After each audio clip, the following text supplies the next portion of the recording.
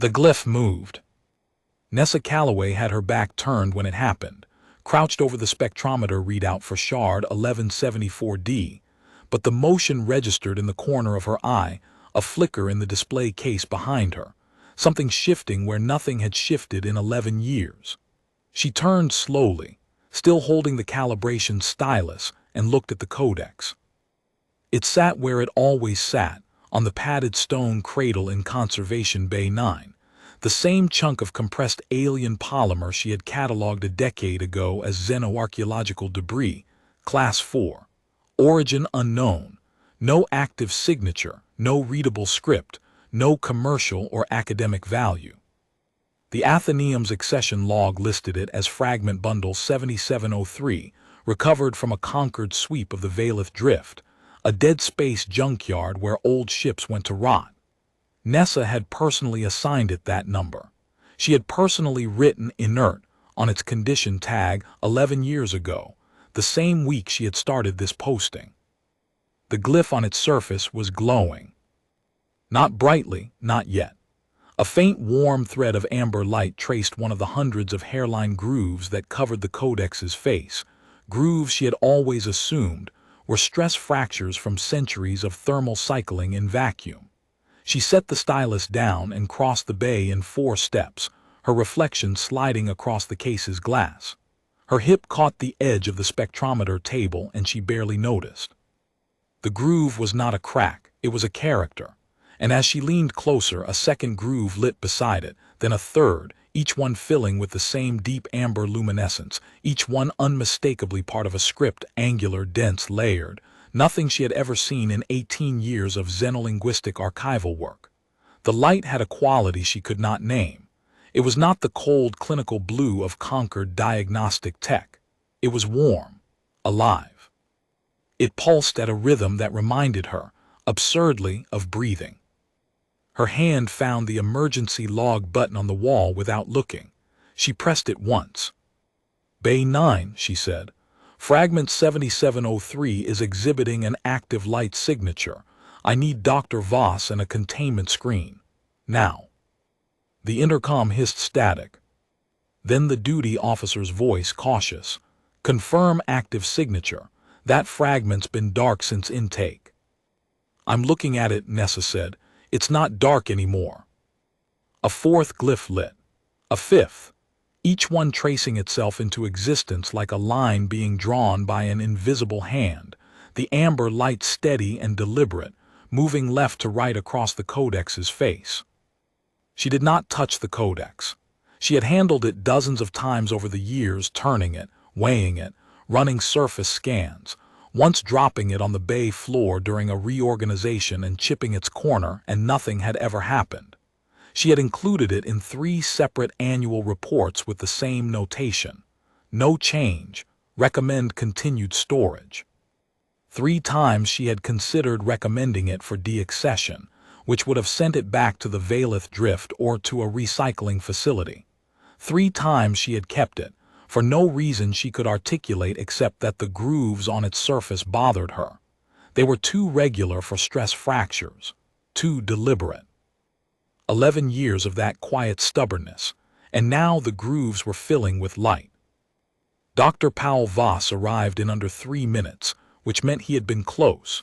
He was the Athenaeum's senior xenoarchaeologist, a lean, gray-bearded man who had spent 40 years cataloging things other civilizations had thrown away and finding, now and then, that they should not have.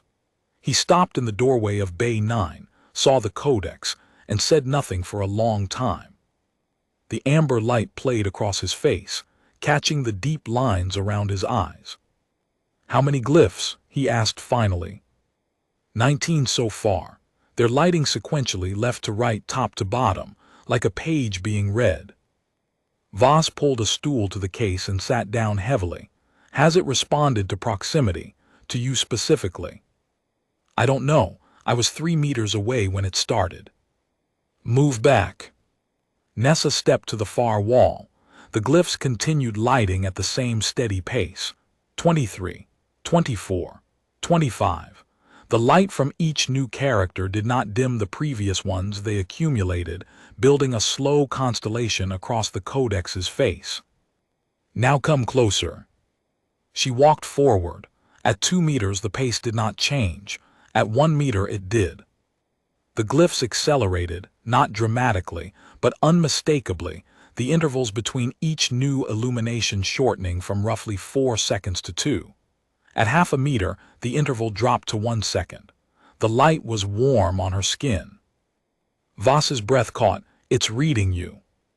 That's not possible. It's a polymer fragment. I've had it under every scanner we own. And every scanner said inert. Voss stood up. Every scanner was wrong. The intercom crackled again.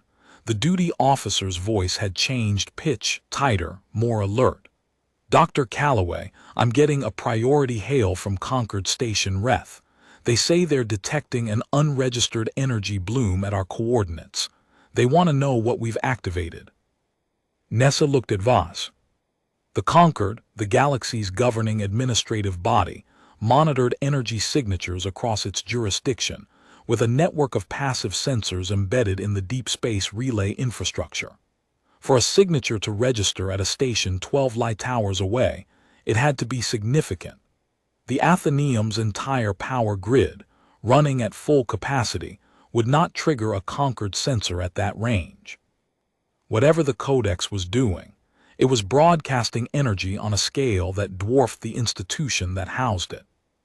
Tell them it's a cataloging anomaly, Voss said quietly. Tell them we're investigating. They're already dispatching a survey team, ETA 19 hours. Voss turned to Nessa. His face had gone very still, the way it did when he understood the implications of something before anyone else in the room. 19 hours. That's how long we have before this stops being ours. Nessa understood immediately. The Athenaeum was a human institution, one of the few permitted to operate under Concord charter in this sector, and its collection was human-curated but not human-owned. Anything that exhibited active technology fell under Concord jurisdiction the moment it was flagged. The survey team would arrive, catalog the Codex under a Concord accession number, seal it in a containment vessel, and remove it to a Concord facility where human researchers would have supervised access at best and no access at worst. She had seen it happen twice before, once with a set of resonance crystals from the Keth expanse that had begun harmonizing during a routine inventory, once with a hull fragment that turned out to contain dormant navigational circuitry. Both had been removed within 48 hours. Neither had been returned. In 11 years, she had never seen the Codex do anything. Now it was waking up, and she had 19 hours to understand why. Seal the bay, she said. Full privacy protocol, no outgoing comms until I say otherwise. Voss hesitated. Nessa, if the Concord finds out we suppressed communications during an active tech event. They'll find out regardless. But right now, this thing is talking, and I want to know what it's saying before someone else decides it's too dangerous for us to hear. He looked at her for a long moment, then he sealed the bay. By the end of the first hour, 147 glyphs had illuminated across the Codex's surface. They covered roughly a third of the visible face, and for the first time, Nessa could see that the grooves were not random. They were organized in columns, 12 characters wide, running vertically from top to bottom, with thin horizontal dividers between rows that she had previously mistaken for deeper stress fractures. It was a page. The Codex was not a fragment of something larger. It was a page, complete, bounded, intentional. She set up a high-resolution imaging array and began capturing every glyph as it lit, building a digital archive in real time. The characters were unlike any script in the Concord's xenolinguistic database. She checked twice, running the captured glyphs through every comparison algorithm the Athenaeum possessed, and unlike anything in the institution's own archive of pre-Concord scripts, which was one of the most comprehensive in human space. They were angular but flowing, as though designed to be carved quickly by a hand that understood both efficiency and beauty. Each character occupied roughly the same area but varied wildly in internal complexity, some consisting of 2 or 3 strokes, others of a dozen or more, layered and interlocking. "This isn't decorative," she murmured, rotating a captured glyph on her screen. "See the internal structure. Each character has a radical this central stroke and modifiers branching from it. It's logographic. One character, one concept. But the modifiers aren't random. They're systematic. Look, this modifier appears in characters that all seem to cluster in the same region of the text, and this different modifier appears in a different region." Voss was running spectral analysis on the light itself. The emission wavelength is consistent with bioluminescent polymers, organic, NESA. This isn't powered by a battery or a reactor. The material itself is alive. Or was. The polymer shows cellular structures under deep scan, dormant, like seeds in permafrost. The light emission is the cells reactivating, each one individually in sequence, responding to some trigger I can't identify. She stared at the Codex. 11 years she had stored it in a climate-controlled case at 17 degrees, standard archival protocol for inert xenomaterials. She had dusted it with a soft bristle brush every 6 months. She had moved it twice during Bay reorganizations, both times lifting it with her bare hands because it weighed less than a kilogram, and the handling protocols for Class 4 materials did not require gloves. She had written it up in her annual inventory report, year after year, with the same tired notation. No change, recommend continued storage. It had been alive the entire time, sleeping. And her hands, her proximity, her 11 years of patient attention had been what? Warming it, waking it. And now it was reading itself to her. By hour 3, the Codex's front face was fully illuminated, 612 characters in 51 columns. The amber glow was strong enough to cast sharp shadows on the bay walls, and the temperature in the sealed room had risen 2 degrees from the energy output alone. NESA had captured every character and was running pattern analysis, looking for repetitions, structural regularities, frequency distributions, anything that might give her a foothold on the script. She found the first key at hour 4. "Repeating radical," she said, almost to herself. Voss looked up from his spectral readout. "This stroke, the vertical with the hooked base, appears in 41 of the 612 characters. It's always in the same position, the central radical, and the characters that contain it are clustered at the beginnings and ends of sequences, which suggests a grammatical function. A grammatical marker, like a determiner or a conjunction. Maybe, or a phonetic class, but look at the distribution." She pulled up the frequency chart on her screen and turned it so Voss could see. "It's not random. It follows a pattern that looks like..." She stopped, ran the numbers again, checked them a 3rd time. "It follows a Fibonacci distribution." Voss set down his stylus. "Natural. Organic. Whoever wrote this script built it on a mathematical backbone that mirrors growth patterns in living systems. Branching trees, spiral shells, cell division. The frequency of each radical in the text follows the same progression that governs how sunflower seeds arrange themselves in a head or how nautilus chambers expand. A language designed to feel alive. A language designed to be alive. The script and the medium are the same thing. The polymer's cellular structure and the linguistic structure are isomorphic. The characters aren't printed on the surface. They are the surface. Every cell in this material is a character, and every character is a cell. The message is the material." The Codex pulsed once, a single soft throb of light that passed across its face like a heartbeat, and then resumed its steady illumination. The pulse coincided, NESA noticed, with her own heartbeat. She checked. It happened again. The Codex was synchronizing with her. Her hands were shaking. She steadied them against the edge of the imaging array and kept working. By hour 6, she had identified 73 distinct radicals and mapped their frequency distributions. The script was vast, far more complex than any single language system she had encountered, but it was systematic, and the Fibonacci key gave her a framework. Each radical appeared to encode a domain of meaning, one for spatial concepts, one for temporal, one for biological, one for what she tentatively labeled relational characters that seemed to describe connections between things rather than things themselves. The relational characters were the most common, appearing in nearly 60% of the text. Whatever this message was about, it was primarily about relationships. She was building a Rosetta from nothing, and she knew it was crude, provisional, likely wrong in places she could not yet see. But the patterns kept emerging with a consistency that went beyond coincidence. The Fibonacci distribution was not decorative. It was a key.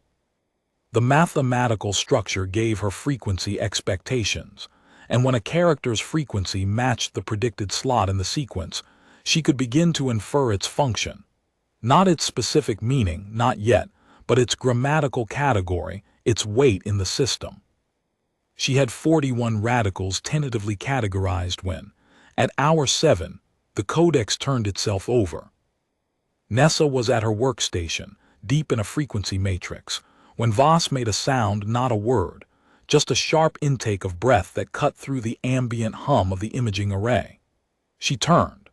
The Codex, which had sat on its cradle in the same position for 11 years, had rotated 90 degrees on its base and was now presenting its second face, a face she had scanned and photographed years ago and dismissed as blank. The cradle had not moved. The Codex had moved itself, the polymer contracting on one side and expanding on the other, the same cellular technology that produced the light now producing physical motion. It was not blank. As the first face's glow dimmed to a steady simmer, the second face began lighting up new characters, new columns, new pages. The same amber light, the same breathing rhythm, the same acceleration when Nessa approached. "There's more," she said, obvious, inadequate, but Voss just nodded, his face lit amber, his eyes wide. The second face contained different content.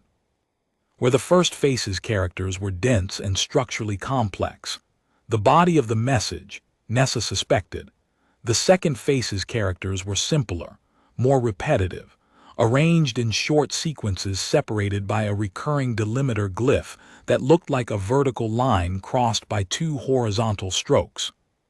"This is a key," she said, and her voice cracked on the word. "Powell, the first face is the message, the second face is the dictionary." She cross-referenced immediately, her hands moving over the controls with a speed that surprised even her. The delimiter glyph separated what appeared to be paired entries, a complex character from the first face followed by a sequence of simpler characters that described or defined it. It was a glossary, self-contained, systematic, designed to teach a reader the language from scratch. The realization hit her with physical force, a pressure in her chest that was not pain but something older and heavier. This was not an accident. This was not a fragment. This was not debris. This was a complete, self-contained communication system, message, key, and medium integrated into a single object, designed to be found by someone who did not already know the language, designed to be decoded from first principles by a total stranger, designed to be decoded by someone exactly like her. The Codex was a letter, and it had been waiting for 100,000 years, for 1,000,000, she did not yet know, for someone to open it. Her comms chimed, she ignored it. It chimed again, insistent. "Dr. Calloway." The duty officer's voice was clipped, professional, but she could hear the strain underneath. "Concord Station Reth has upgraded the survey team to an enforcement delegation. They're citing unregistered active technology protocols. They've also flagged your comms blackout as a charter violation. ETA is now 14 hours. "Acknowledged," Nessa said and cut the channel. 14 hours. The Concord was accelerating. Each update shaved time from the window and the progression was clear. They were treating this as a threat, not a curiosity. The energy bloom was still registering on their sensors. growing as more of the Codex activated, and an unregistered energy source of increasing magnitude in a human-chartered facility was exactly the kind of event that moved enforcement timelines forward. She turned back to the glossary and began to translate. The first word she decoded was thread.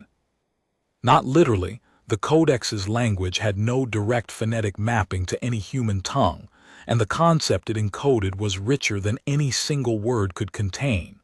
But the glossary's definition was precise enough to work with: a continuous connection across distance, something that links without binding, that carries without containing.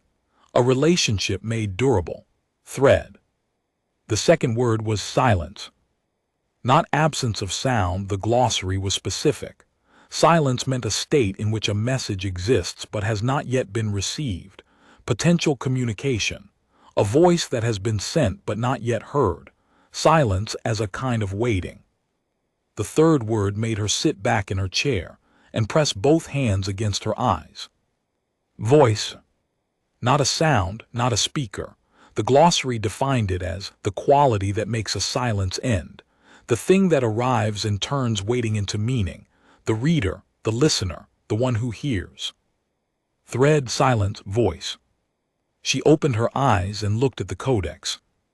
Its amber light was steady now, both faces glowing, the characters sharp and clean against the dark polymer, and she understood not intellectually but in her chest, in the place where understanding lives before language catches up, that the Codex was not describing abstract concepts. It was describing what was happening in this room, right now, tonight. The thread was the message encoded in its cells. The silence was the 11 years, or the 100,000, or however long it had floated in the dark. The voice was her. She went back to work. Faster now, the glossary's logic clicking into place as she decoded more entries and cross-referenced them against the first face. Once she had the core radicals mapped: thread, silence, voice, pattern, proof, bridge, reach, weave, structure, carry. The message on the first face began to resolve. Not all at once, not cleanly, but in fragments that connected like shards of a broken window being held up to the light, each piece revealing a little more of the image that had been whole before it shattered. The message was old. The temporal markers embedded in the text. She had decoded enough of the relational characters to parse basic time references, pointed to an origin that predated the conquered by a margin so large she checked it 3 times. The conquered was 12,000 years old, the oldest continuous political entity in the known galaxy. The Codex's internal dating suggested it was older by an order of magnitude. 120,000 years. She told Voss. He did not speak for several minutes. Then he said very quietly, "That predates every known civilization in the conquered's historical record, by a factor of 10. I know. Who wrote it? I don't know yet. The message doesn't name them. It addresses," she checked her notes, "it addresses any who find silence heavy. That's the opening clause. It's addressed to no one and everyone. Not a specific species, not a specific civilization. Anyone who finds the Codex and does the work." What work? This, what I'm doing right now, decoding it. The message was addressed to the future. It offered the future something it called the pattern. Nessa translated for 4 more hours. Voss brought her water and food she did not eat. The Athenaeum's night cycle dimmed the overhead lights, but Bay 9 was bright with amber, warm and steady, and Nessa worked in that light with a focus that felt less like concentration and more like communion. Each decoded character was a small revelation, a tiny piece of a conversation that had been waiting 120,000 years to be heard. The pattern, as the Codex described it, was not a technology, not a weapon, not a treasure map or a set of coordinates or a blueprint for a faster-than-light drive. It was a proof. A mathematical, biological, linguistic proof that demonstrated, in the Codex's own self-referential structure, that communication was possible between minds that had never met, that the universe's physical laws guaranteed the existence of shared meaning. Not identical meaning, not translation in the sense of one word mapped perfectly to another, but a deeper isomorphism. The same mathematical structures that governed crystal growth and stellar nucleosynthesis and neural branching also governed the formation of language, and therefore any mind that arose from the universe's physics would, given sufficient time and patience, converge on recognizable structures. A mind built by this universe could always, in principle, understand another mind built by this universe. The isolation was never total, the silence was never permanent, the thread always held. And the Codex was the proof's own evidence. It was written in a language no living species knew, on a medium no living species could manufacture, and it had included within itself the tools for a total stranger to decode it from scratch. The act of decoding it proved the theorem it contained. If Nessa could read it and she was reading it, then the proof was valid. Her hands had stopped shaking somewhere around hour 10. Something quieter had replaced the trembling, a steadiness that felt borrowed, as though the Codex's patience had seeped into her through the hours of contact. She understood, in a way she could not have explained to anyone who had not sat with a silent thing for 11 years, that the Codex had not activated randomly. It had activated for her, not because she was special. The proof's entire point was that anyone with patience could do this, but because she had been the one who stayed, the one who kept looking at the grooves and refusing to call them cracks. "It's a message to the future," she said to Voss, who had not spoken in over an hour, who had been sitting in the amber light with his hands folded and his eyes on the Codex like a man in a cathedral. From a civilization that knew it was dying. They couldn't preserve their people or their world or their name, so they preserved this, a proof that meaning survives. That even across a silence of 120,000 years, a stranger can sit down, do the work, and hear what was said. Voss's voice was rough. "What does it say? The actual message past the proof. What did they want to tell us?" Nessa looked at her notes. The final section of the first face, the last 8 columns, was the hardest to translate, because it used relational characters almost exclusively, describing not things but the connections between them, the web of relationships that the proof had been built to demonstrate. She had been circling it, approaching from different angles, testing different radical combinations, and now the fragments she had accumulated were enough to see the shape of what they described.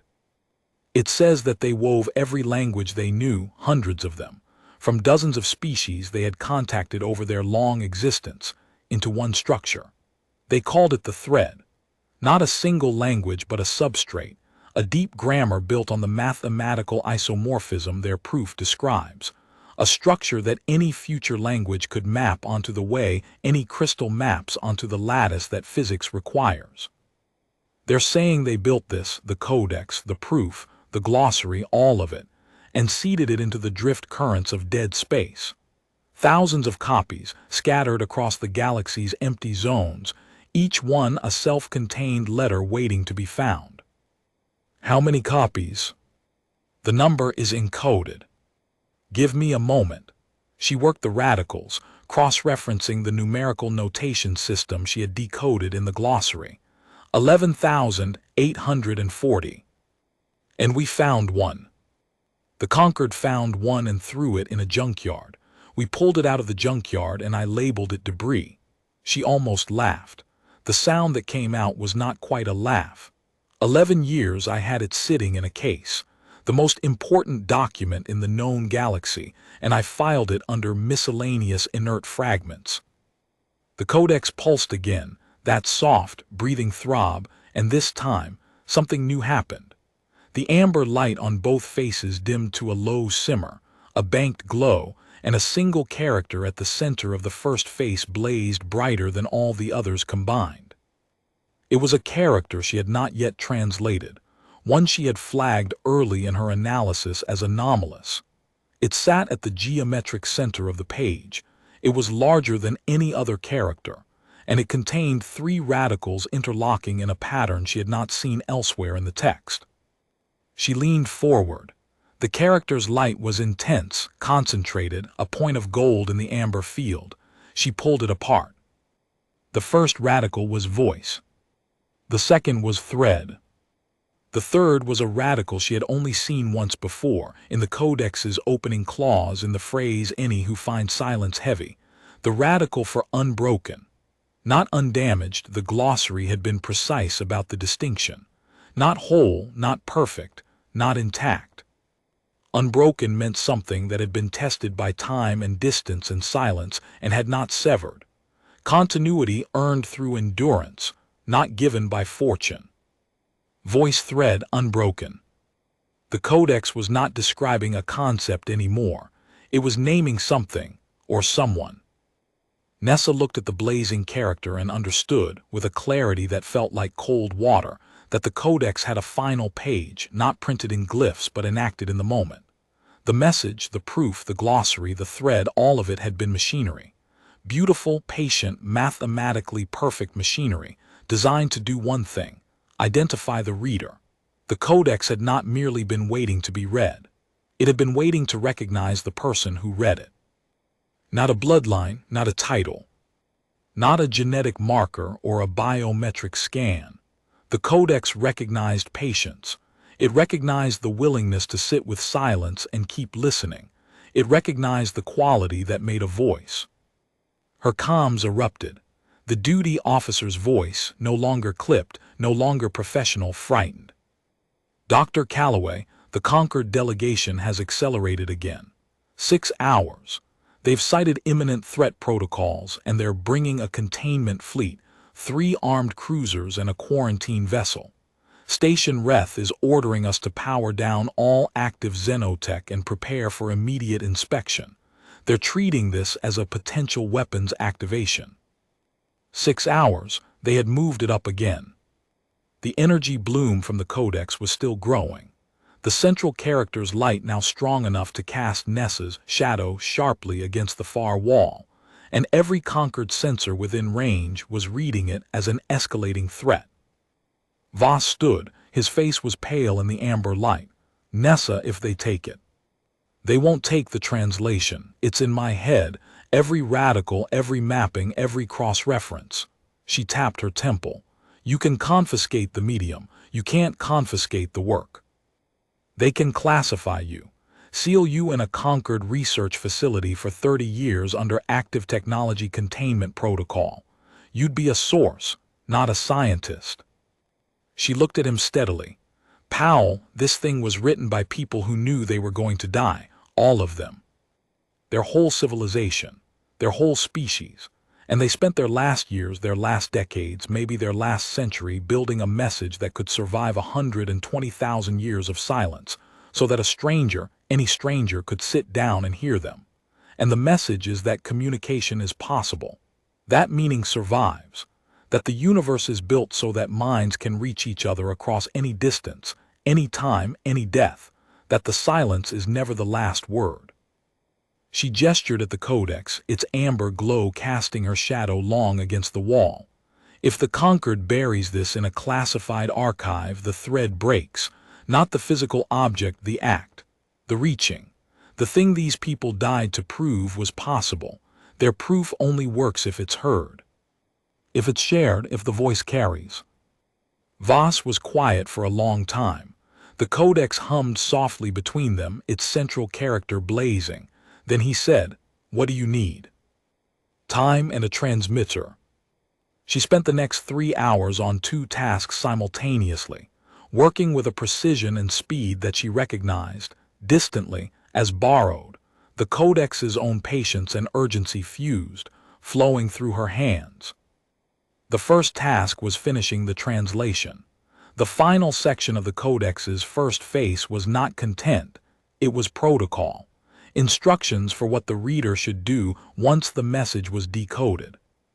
The writers had anticipated this moment with the same precision they had built into the glossary and the proof. They knew the reader would face opposition, because any civilization advanced enough to find the Codex would also be governed by institutions that controlled information. The protocol was direct, and it was the most humanly recognizable thing in the entire text.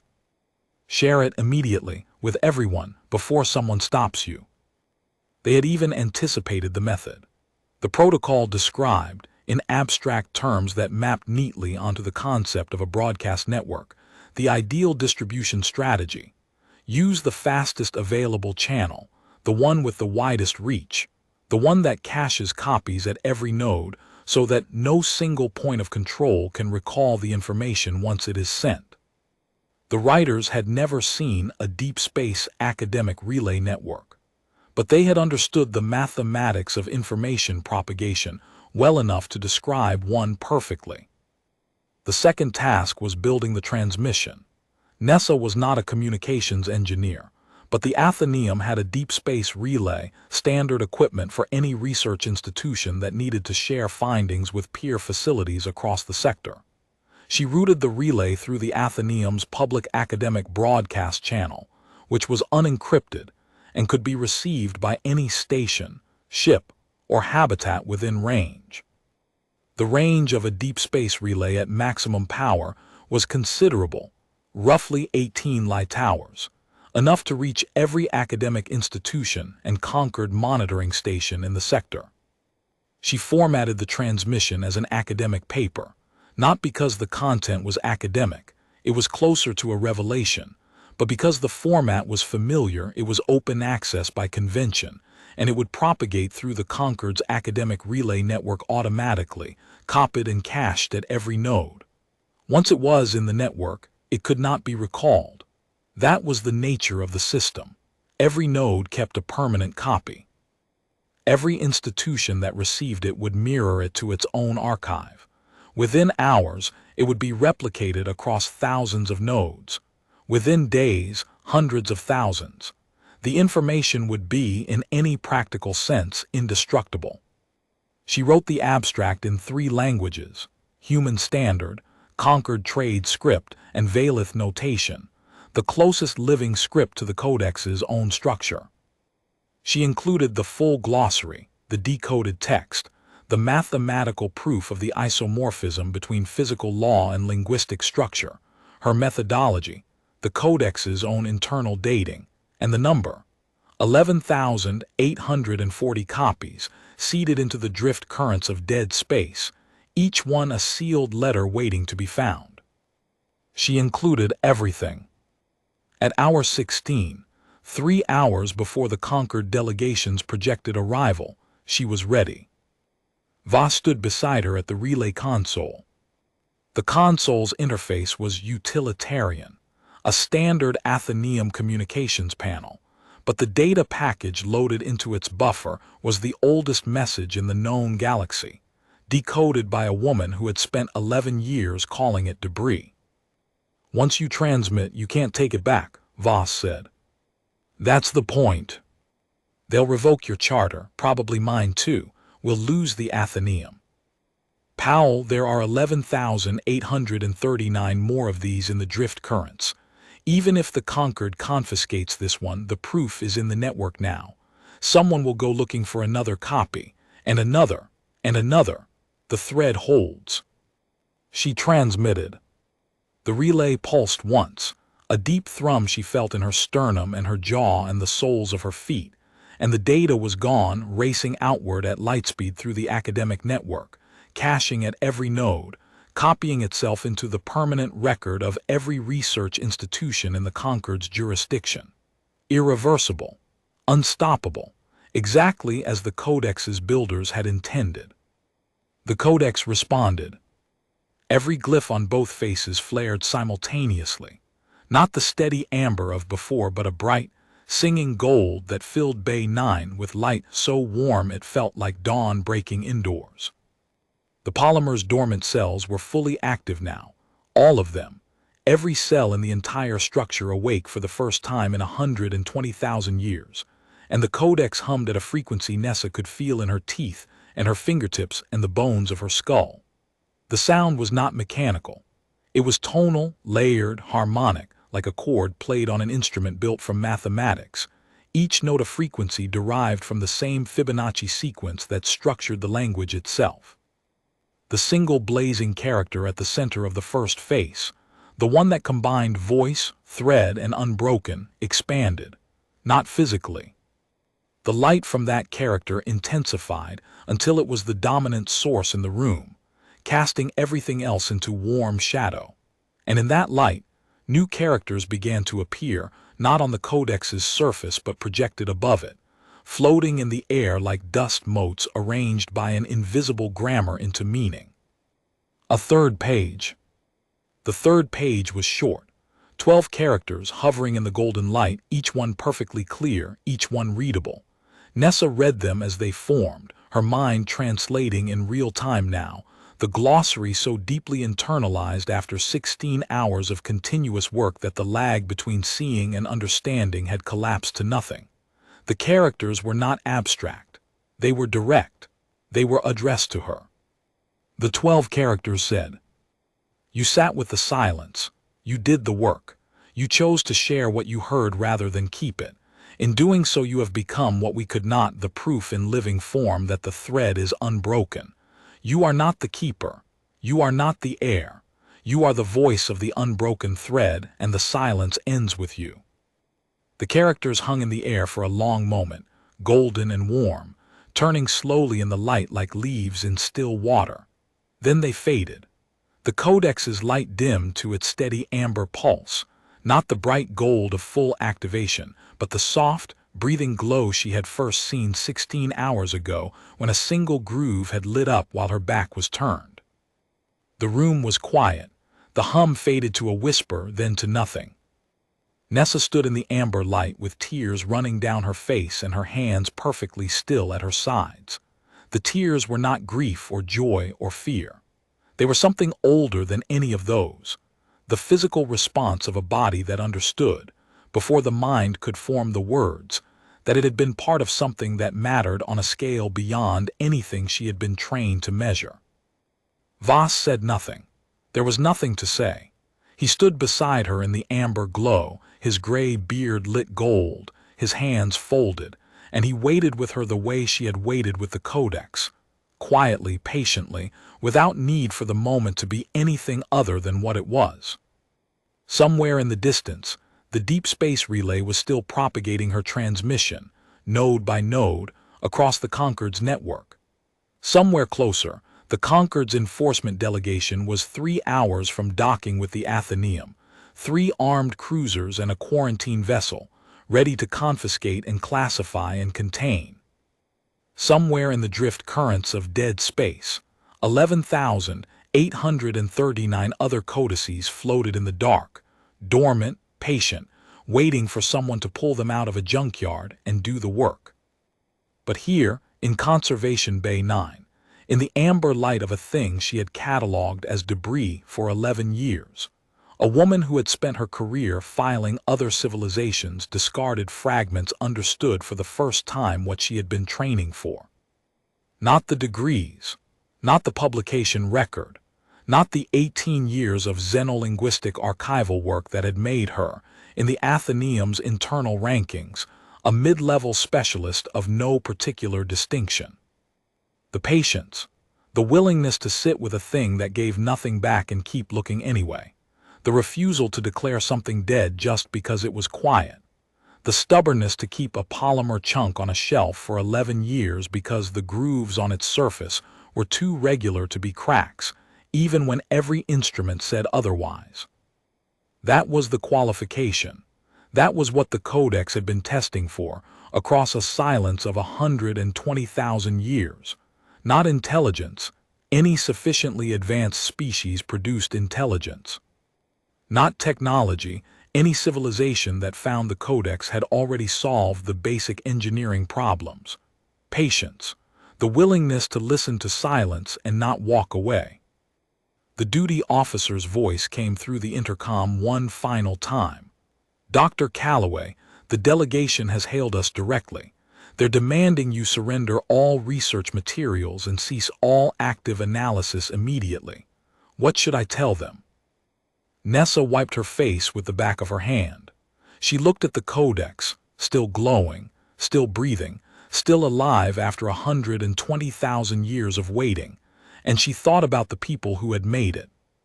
People she would never know, whose name she would never learn, whose world had been dust for longer than every civilization in the conquered's records had existed combined. They had known they were the last of themselves. They had known that nothing they built would outlast them except this: a letter, written in a language that taught itself to strangers, encoded in a living material that could sleep for 100 millennia and wake at a patient touch.